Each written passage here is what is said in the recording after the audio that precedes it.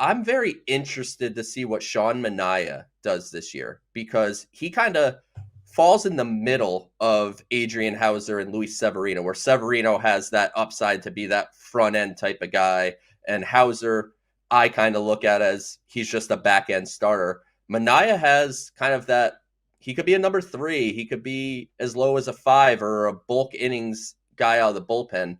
What I want to see is the things that worked really well for him after he brought the sweeper in, which is the fun term, but he brought the sweeper in, the improved velocity.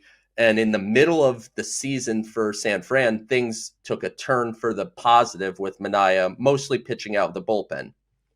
Then in September, due to whatever reason, he ended up starting like a normal starter and was fantastic in the month of September for San Fran.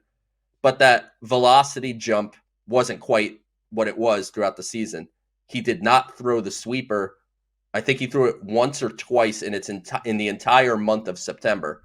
So what I want to know is when you look at Manaea, is he able to establish that velocity as a regular starter, which is kind of what David Stearns has said that they intend for him to be sent out as? And can the sweeper be used in addition to his regular gyro slider? You could do handedness, like not to get too deep in the weeds, but I think Manaea can surprise some people. And I think a lot of people are looking at him as kind of like a below average starter. And I think there's definitely more in the tank for Sean Manaea.